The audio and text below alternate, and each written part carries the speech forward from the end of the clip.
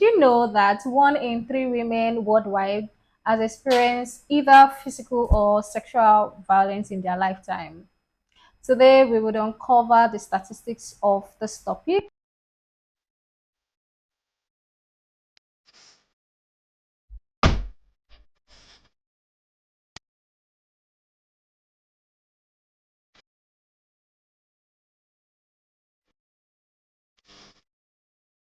Hi, welcome to another episode on the Shops podcast. My name is Sarah Shops, and I'm super excited to have you join me today on today's episode. Yeah, so if this is your first time tuning in to this channel, please subscribe to this channel and also like. Then the last thing, click on the notification bell so you can get notified whenever we drop a new episode. So today I have a very special guest on the show with me, and she will be talking about the topic that's sexual gender-based violence. Yeah, her name is Rama Ifiri. She's a gender equality activist, a lead sexual offences watch observer. She's also an award-winning community peace builder, and also she's the founder of the Youth Evolve and also founder of Volunteers Connect. Welcome with me, Ruhama, to the show. Hi, Ruhama. How you doing? Thank you for Uh, having me. Thank you for How are coming. you also? I'm good. Thank you for joining me today. Good. Yeah, I'm super excited to have you talk about this topic because I feel like, it's something that we have to talk about. We need to create awareness in the community for people to know that, this thing actually still exists, but, we don't talk about it any longer. We just feel like, oh, maybe probably we've resolved it to some point. But a lot of women and girls actually go through this, but probably they don't have a voice to speak out, or there is no community that help women do that. And I'm happy that you're an activist of this particular um, topic. So welcome to the show. Thank you so much. All right, so let's just go straight directly or straight into today's topic. If you see me looking at this, I have the question here, so in case I'm looking down, Yeah. that's fine. All right, so let's just go straight into the topic, right? So, how would you define sexual and gender-based violence, and why is it very important to address it in our community?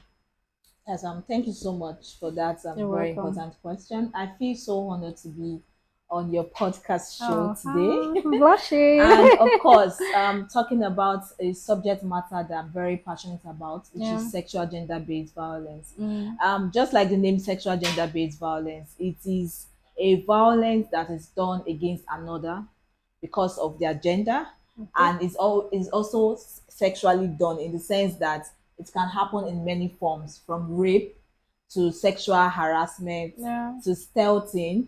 And the major important ingredient here is that, one, there's usually no consent Mm. given when you are sexually violating another person. Yeah. And it's also important to know that every gender has human rights, right? So because you Definitely. are male or because you are female does not mean that your own rights supersedes another. And Mm-hmm. so when somebody begins to interfere in another person's rights sexually Yeah. because of their gender, or because of the way they are built, or because of status, it just goes to show that you have actually contravened a particular law. You have contravened a particular law, you've committed an offense which is known as sexual gender-based violence. Yeah. And as I already explained, it happens in various forms, from rape to sexual harassment to stealthing to child marriage to female genital mutilation. Yeah. And there's the need to keep on increasing the awareness of these various forms of sexual gender-based violence in our community. It Mm. has its impacts on women and girls especially. Yeah. Statistics have shown and have proven that already, that women and girls are always at the receiving end of this kind of violence. And so therefore the burden is on every stakeholder, Yeah. just like the way we are doing right now, to create more awareness about sexual gender-based violence, to create more awareness about the provisions of the law, because we have provisions of the law that covers these offenses and the penalties for such offenses. and to also let these women and girls know that, of course, they are not alone. The survivors of sexual gender-based violence. Yeah, thank you. Thank you Thank for you. that. Yeah, I'm happy that you actually spoke about it's not just women or girls that go through this, but I feel like also men also go through violence too, right? Yeah. But then we are not just going to focus on, we won't touch on the aspect of the male aspect now, probably some other time. We'll look for someone that, focus more on that. But for Rama, Fine. she focuses just mainly on women and girls. So we just focus on that. So yeah, so there are some misconceptions that people have about this topic, right?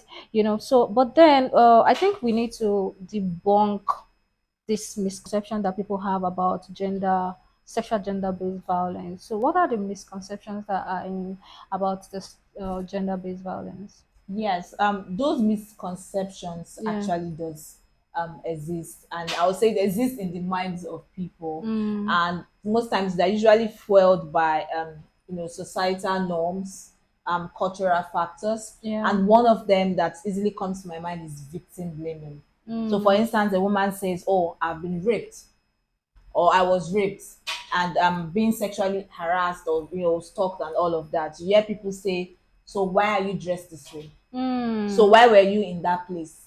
So why did you?" There's always questions like why? why? But that is not supposed to be the way that we should react to such situations, because when somebody finally has that courage to speak up and say, "I've been raped," or "I'm being sexually harassed by a particular person," the thing that is the next step that is supposed to be done is to find a way to take this person to a safe place, let this person feel safe to have actually found that courage to speak up, and then also introduce the person to places where he or she, or for now, for this our discussion, she can She, receive counseling, and they can do those medical tests and get those evidences that can eventually help her to get justice. yeah, So you see some women or some girls, when they've been raped, they end up going to the bathroom and showering, and in the process they've lost the evidence that is needed to be able to seek justice, because ideally you're really, supposed to go straight to the to the hospital and hospital. they do those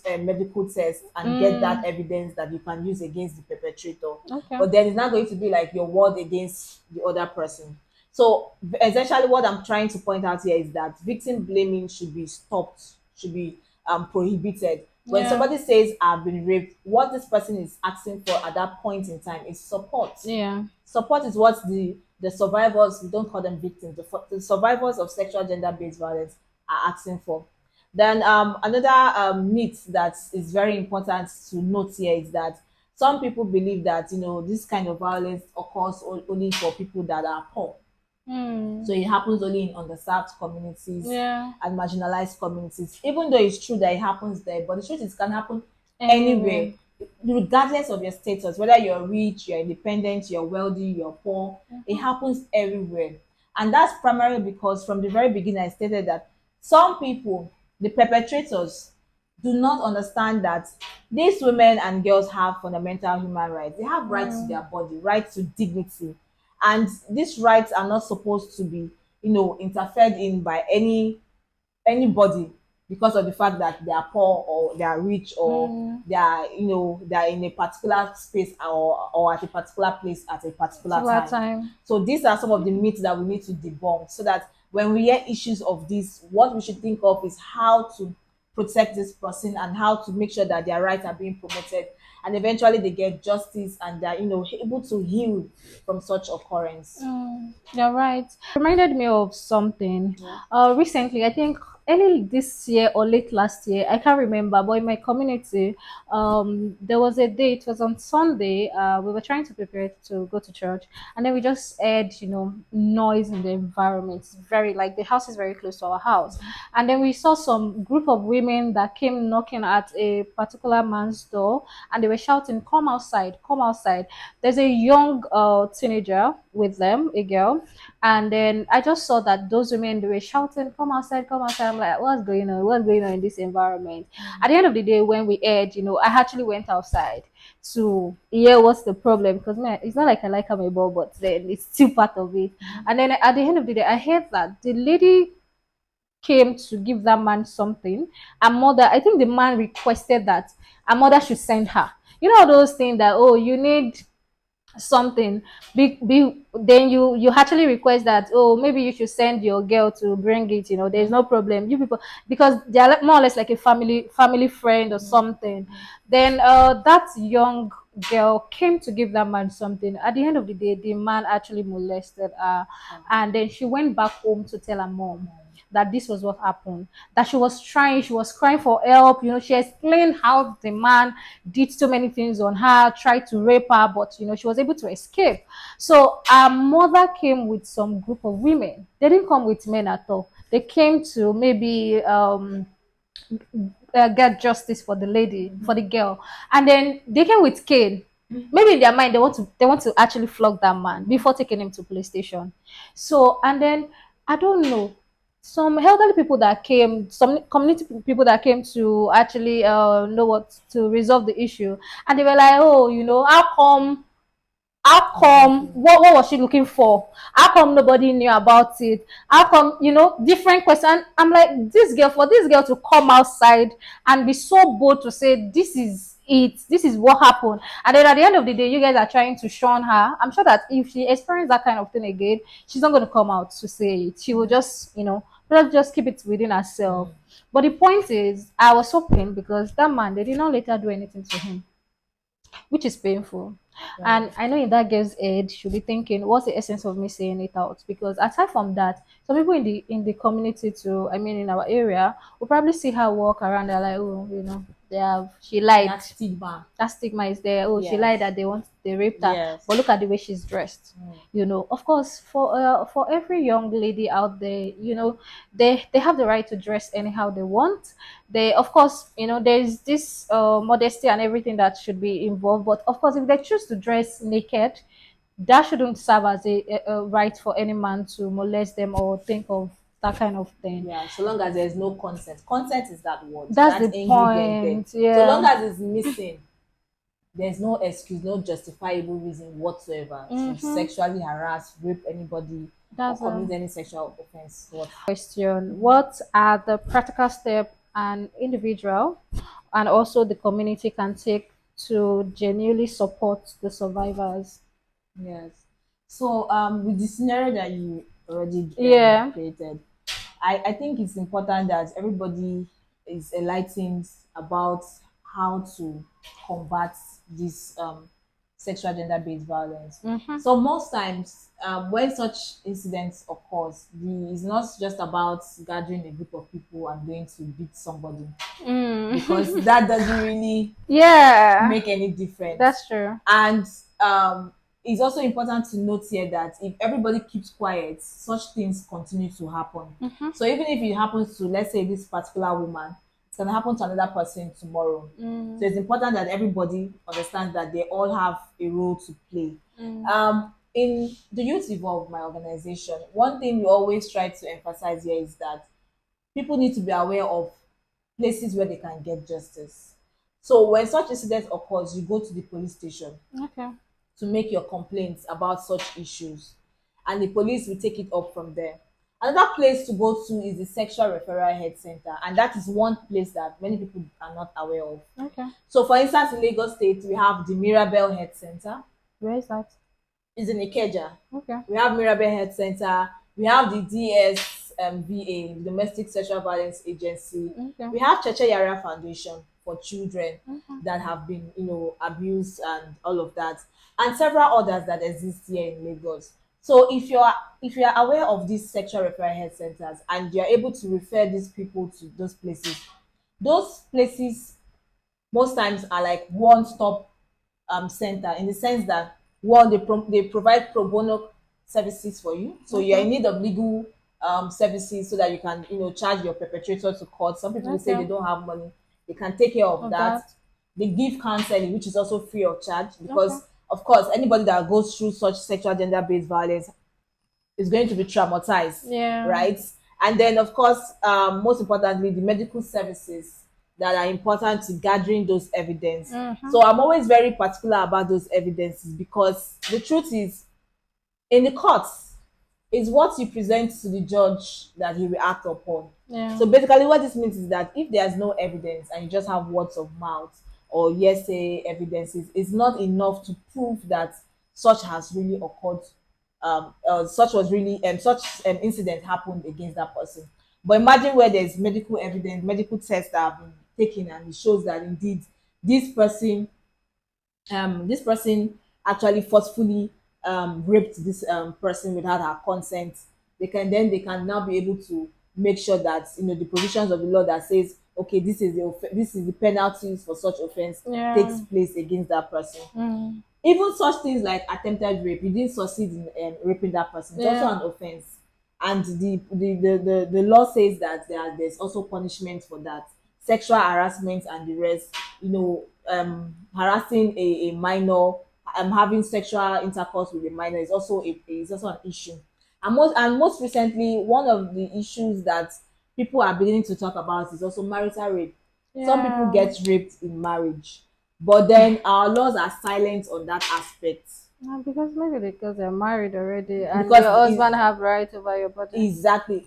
But But that aspect of having right over your body is not the case, because as a woman you have rights to your own body. okay. The man has rights to his own body. Nobody. But this is the important aspect here, which I keep emphasizing. There is no consent at that time. Also, when, as a married couple, they are meant to be seeking consent before. There's meant to be consent before you Mm. start having the sexual intercourse with your partner. So Mm. it's not a, I don't know how to put it. It's not a martial relationship or a military relationship where every time that the person is ready, then the other person must be Must be ready. ready. That's the point. But because again, I don't know what pleasure anybody will want to get from forcefully raping another person. I don't know what's the pleasure. I don't know what the pleasure Ah, is. But the important ingredient here is that consent is missing. So, and when consent is missing, it means that you have actually, you know, um, violated one. violated the person. Okay. I wanted to give an instance through the Okay. youth evolve. Yeah. So there's a community in Ferry community here in Okay. Lagos, and we actually launched our sexual offense watch observers project in that community in 2021 Mm. with the support of Voice Global, NG Youth SDGs, and African Youth Movement. Okay. And when we got there, because obviously when you're always going to any community for any project, you're not just going there to act as a savior.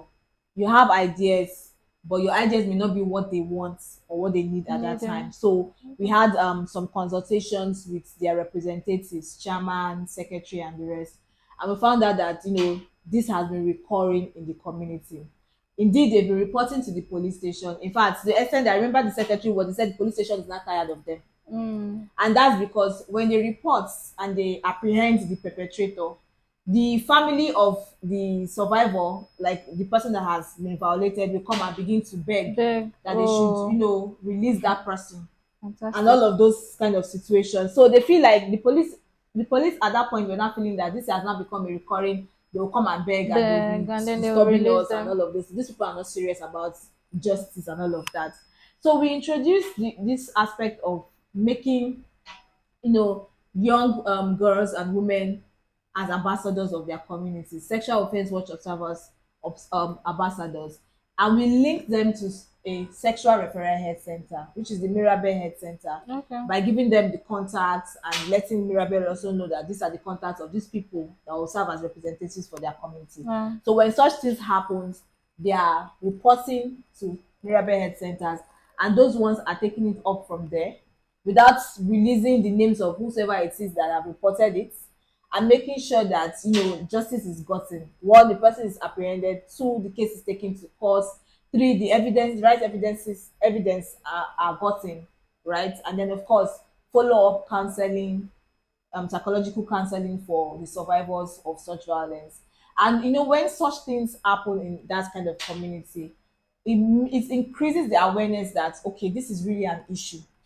what we are taking as a normal occurrence is not normal. The Mm. law frowns at it. This is what the law is saying about sexual gender-based violence, and then people begin to you know correct their mindsets, and there's a shift in the behaviors and attitudes of people, both the Yeah. male and the female gender in that community. And how do cultural norms and also social media representation contribute to the circle of sexual gender-based violence?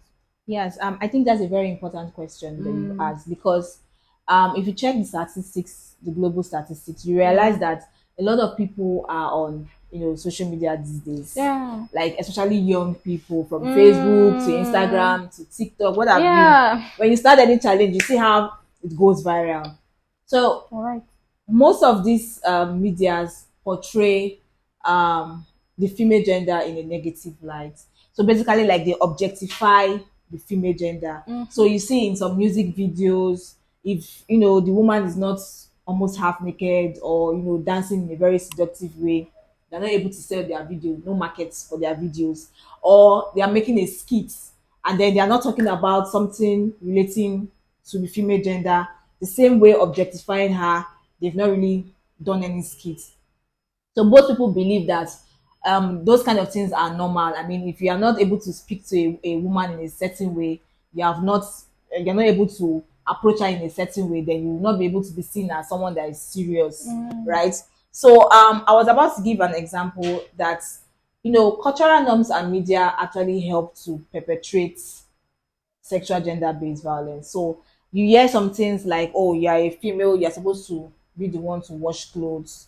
You are supposed to be these are gender-based violence now, for instance. Yeah. You're supposed to be the one to wash clothes, you're supposed to be the one to sweep house, To cook. the man is not supposed to do this." Those kind of gender roles are things that we need to begin to um clarify and create a change, in the sense that those roles should not be ascribed because you are a woman, or should not be ascribed because you are a man.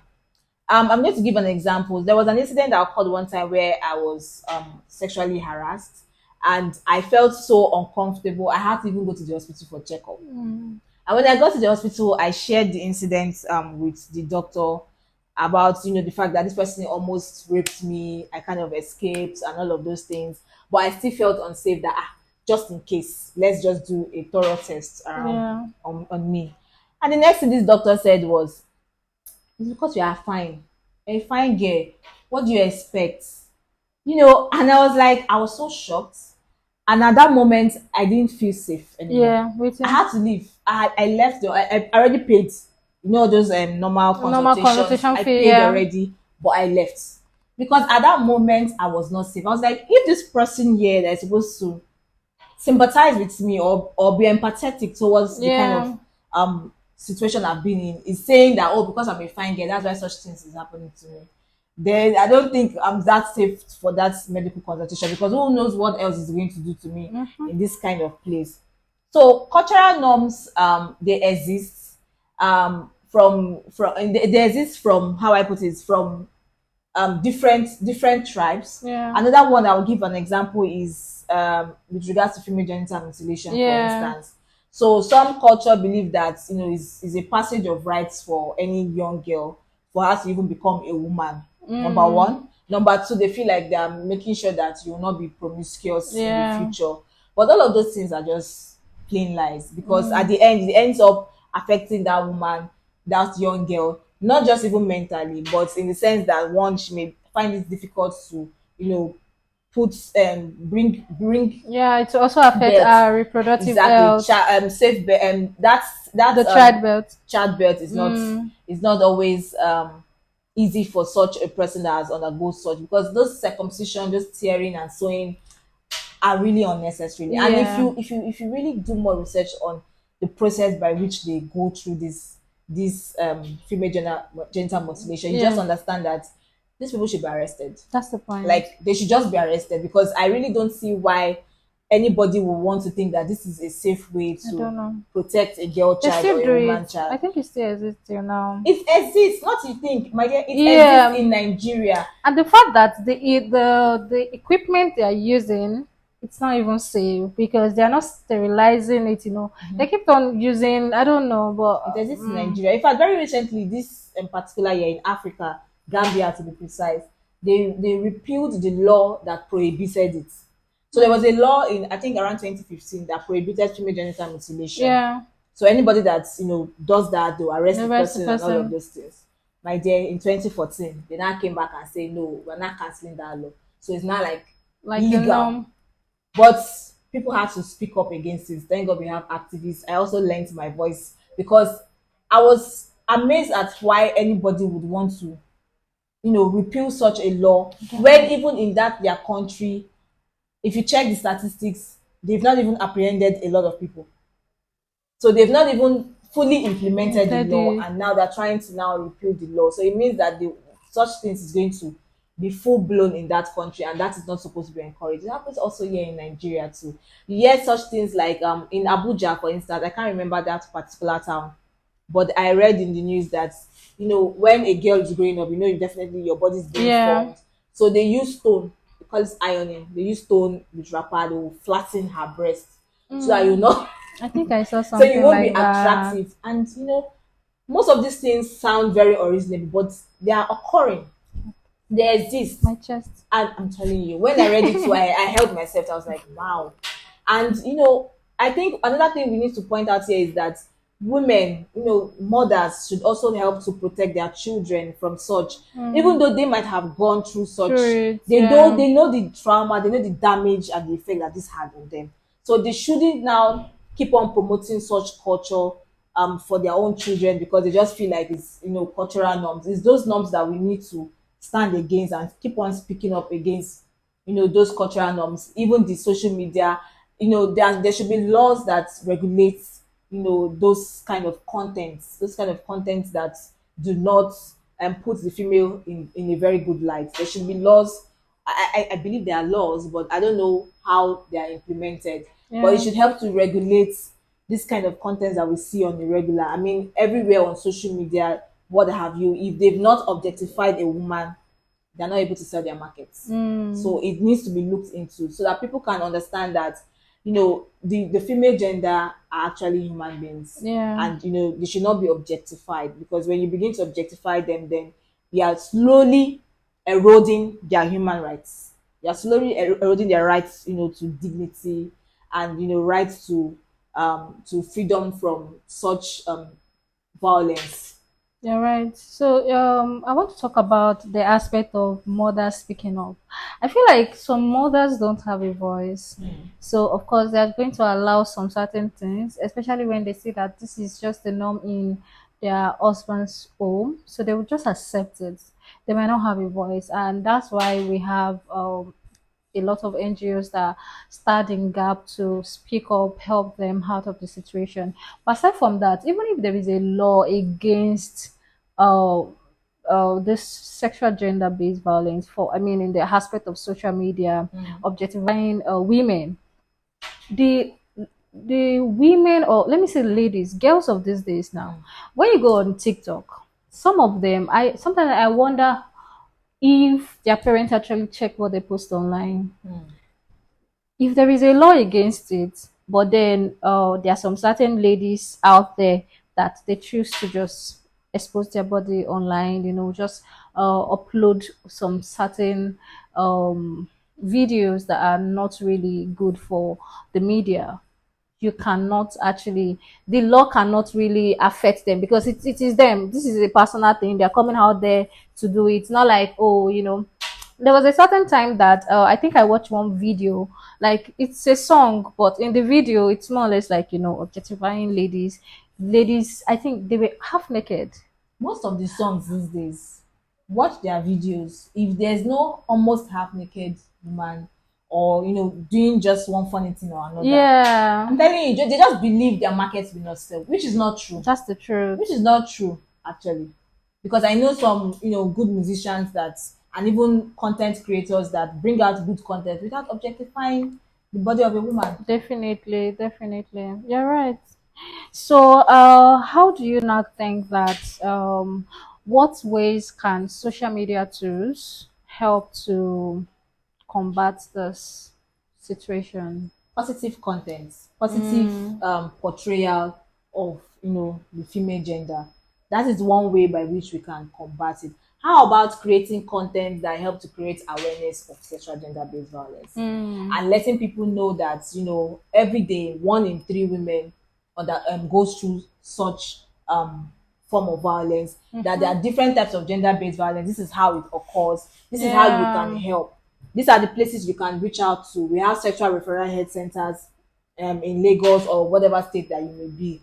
And letting them know, okay, this is what the law says, this is what the law frowns at, and all of that. And letting even the male gender, boys and men, understand that they also have a role to play. Mm. There are some things that happen, and you understand that some men actually are interested in knowing more about sexual gender-based violence. Mm. I've been in some gatherings where we have this consultation, and you see some men speak up about not knowing what sexual gender-based violence is really about, and the Mm. fact that they also have sisters, they also have female friends, and they want to know so that they can know how best to protect their female friends or protect their sisters.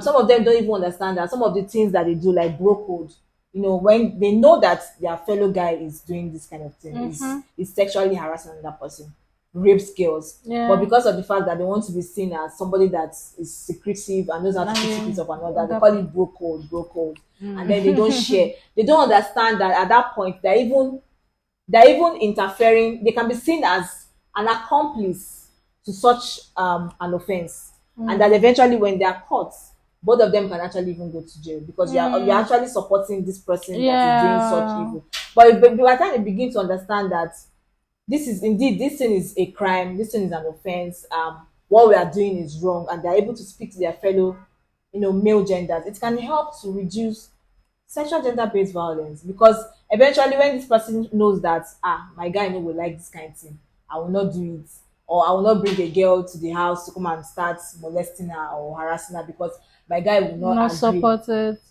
It helps to reduce all of these things. So both genders, we need in this fight, we need both genders to be involved, with increased awareness and to Mm. change behaviors and attitudes. Yeah. Thank you for that.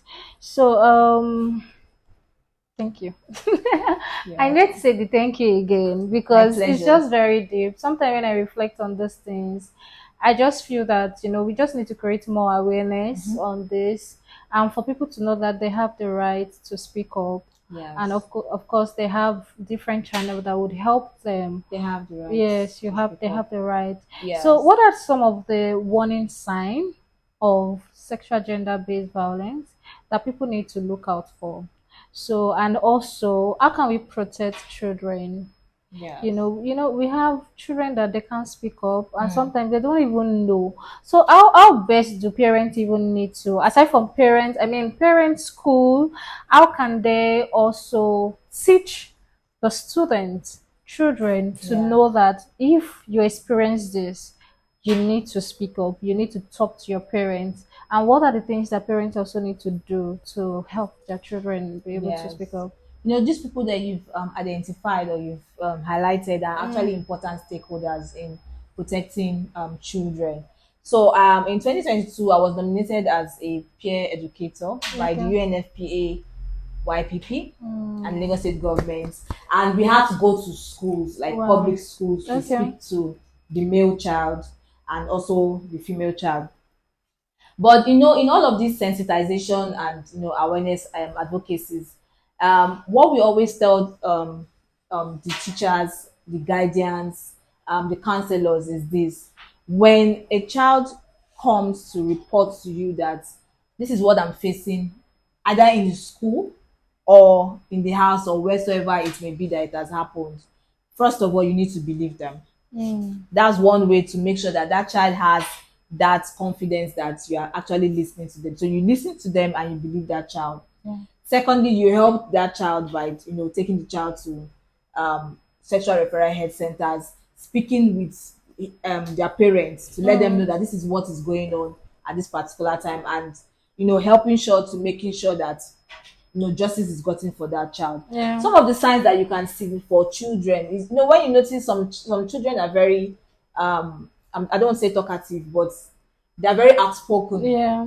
They're very outspoken even in school, very playful. And then all of a sudden you see this child being withdrawn. Hmm. If you are a very observant person, you will know that something is wrong. Wow. And when you begin to ask the right questions, you get the right answers. Answer. I remember also in one of our advocacy visits to one of these schools, and as we talked about sexual gender-based violence, we talked about how it can happen in families, it happens in schools, and one of the children just burst out crying Hmm. and ran out of the class. So after the sensitization with the student, I had to go outside and look for the young girl and ask her what was wrong, because I wanted to know if I had said something bad. But And it just made her realize that she had been suffering in silence. hmm. That she could actually get help, but she first who would believe her, Yeah. and how will she get this help? So she really shared a lot with me, with the fact that her uncle had been molesting her, Hmm. sexually harassing her, and she didn't know how to tell her parents. And also stop it. First of all, she was even protecting the The- man, in the sense that she felt that her father is a soldier. Hmm. So she was of the belief that her father is a very violent man, very like prone to anger, that she just feels that he's going to kill the man. And at this point, I was like, it's not your business if they're even going to kill the man at this point. Your business at this point is to speak up that this thing is going on right now, and they need to protect you from that man. So I encouraged her to speak up, to share with her mother that this is what has been going on, and eventually her father. And I followed up with the case, and she did. Her parents, she was not living with her parents at that time. She was living with another family member. But that was not where it happened. It happened when she was even living with her Her parents a long time ago. Oh wow. So she had to tell her mother, who eventually told the father and everything. And they had to cut off from that uncle. That's so good. Because, yeah, they had to cut off from that uncle, first of all. They didn't want to press charges about that. But the major part here is that the child feels that she's being heard. Yeah. You understand? That's She very feels that clear. she's being heard, and she's believed, that what she has explained to people actually believe. So to protect, like I said, most of these signs they're always very evident. Like I said, one of them is like Withdrawal. withdrawal. The child is always, and then of course you need to be asking questions, letting them know that there's safe spaces in the school. So the counselors, what are the counselors actually doing? Is the counselor just there to tell you should go to art class, you should go to science class, or are they really there to listen to you when you are going through such a situation? So I don't know how it happens in some schools, Okay. but So I was about saying that yeah, is I it don't all know. schools that have counselors? Exactly. It's not all schools that have counselors. And then there are some people that feel comfortable with a particular teacher to actually speak to that teacher. So it's important to train all these teachers on what sexual gender-based violence is and how they can protect those children. Because if they don't know, they won't even do better. They either maybe silence that child or even complicate the issue further. You understand? So parents also need to know that their child is going through such a situation. This is what you must do. We have sexual referral health centers. You can report to police stations. I gave an example of one sexual referral health center, Cheche Yara Foundation. Yeah. So when you place a call to them and you let them know that, oh, you are the parent of this child, this is what is going on and you need help, they will come in. They come in and everything is free of charge. Wow. Yes. That's good. And I think another warning sign that maybe parents need to start observing is when um, need to start observing. It's sometimes these children or I don't want to say the victim, the survivor. Yeah, sometimes you see that person that is involved in the whole thing, I mean the opposite sex, they're always trying to either run away from the person or try to avoid having close contact with them. That's So true. that's why when parents observe that, they shouldn't force it, like, oh, in the aspect of, oh, go and give uncle something something in his room, and you're like, mom, I don't want to go. Come and sit And on you uncle's leg. come and see, sit on your uncle's leg or something. Yeah, the child is saying, mom, I don't want to do this. Of course she might not know the right way The to right way. actually tell the parent, that her mother, that, oh, this is it, I don't want to go. But then Yes. she just use her body language, say, mom, I don't feel like going. Yes. And you're like, what do you mean by that? And then I'm sorry to cut you, Yeah. but there are some children that cannot speak. We've heard of cases where a 3 months old child is being raped. Yeah, definitely, So that's how true. will that child communicate that, hello, something is going on? But it's when the mother is observant to know that something is really going on. Mm-hmm. Probably when you touch the child begins to cry unnecessarily. You know that there's something going on, and you begin to keep checks to know Yeah. how to find out what's going on. Because a lot of evil happens A actually. lot, a A lot. lot. A lot of evil happens, and the general thing is for everybody to be aware, for everybody to be And conscious be of observant. of the surroundings, and also know that even though it's not happening to you, it's not happening to your family, the fact that it's happening outside and it's happening to someone that you know does not mean that you should not also speak up for that person. Hmm. Because eventually when we all keep quiet, somehow it just ends up going in a cycle and eventually gets back to everybody. Okay, so I think this will be the last question, Okay. right? So, what are the measures that can be taken to ensure that the safety and the confidentiality of the survivor will come forward? So, for people that are survivors, what are the things, the the safety and the confidentiality, the measures that we can take to ensure that they are safe, and then their information is also being kept confidential? Yes. So when you report to sexual referral health centers, I know it's anonymous. It's anonymous in the sense that they don't disclose who gave them such information. So, for instance, in that community, I gave an example, Rural Ferry, when Mm, those girls call or contact the sexual referral health centers, and then they come into that community to apprehend the perpetrator, they will not now say, one BC told us that so and so happened, because eventually you put that person in harm's way. okay. When they know that this information came from BC, they will eventually target BC or her family and begin to perpetrate violence against them. And eventually those people will not decide that, I won't speak up, so that I don't endanger my life and my family. In fact, most survivors that don't speak up feel that they will not be protected. So when you ensure that when they are reporting such cases, there's a way, there's a shelter for them to be protected from those people coming back to harm them for speaking up, protection for their family also, and also the fact that the people that that the perpetrators don't know that this is where this information is coming from. It goes a long way to encourage more people to speak up. There are some people that don't mind their faces to be seen. They come out, you see them on social media, they come out and say, I I was was raped. raped. Yeah. I was raped. I was sexually harassed, and all of those things. The important part here is to make sure that their voices are always heard. Their beliefs, and then of course, people direct them to the right quarters, so that eventually that justice that they seek, that healing that they need, is actually given to them. Yeah, that's great. Yeah, I think I remember watching a particular video. I think the Nollywood aspect to movie industry, they are really trying to also put this information out there.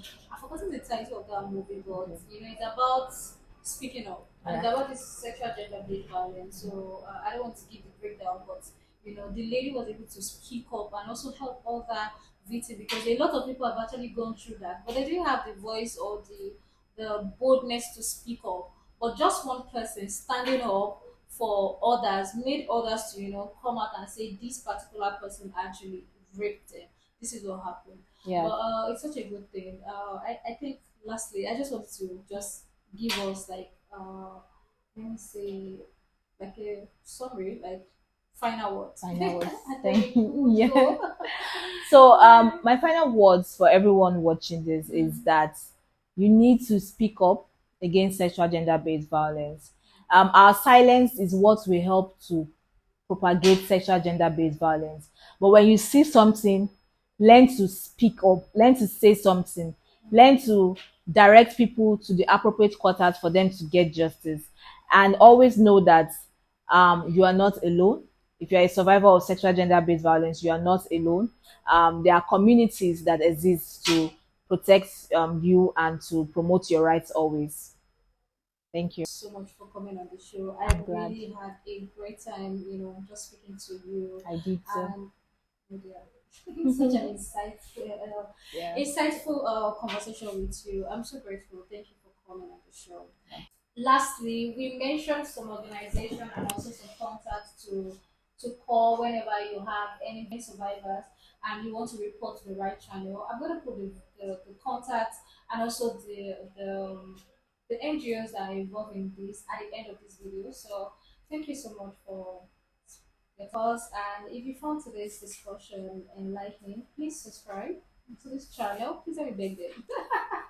Subscribe Subscribe to to the this channel. channel, right? And please also like this video, because the more you like, the more we have, this video can reach more people. And Yes. also don't forget to click on the notification bell so you get more informed whenever we drop a new episode. And lastly, I really want to hear from you guys. After listening to everything we discussed, I want to hear from you. Share your thoughts, your questions, or experience with us. I know some people have more information. You might have, some things to share with us. Just drop it in the comment section. I Yeah. want to hear from everyone. Thank you so much for joining me today on this episode. And next time, or anyway, let me end it with this way, because I'm about to stay informed, and also let's keep creating more awareness about this topic. And how can you create more awareness is by you sharing this video with your friend, your family, Absolutely. and that way people get more informed about it. So thank you for joining. You'll have a great time. Until next time. Bye. Bye.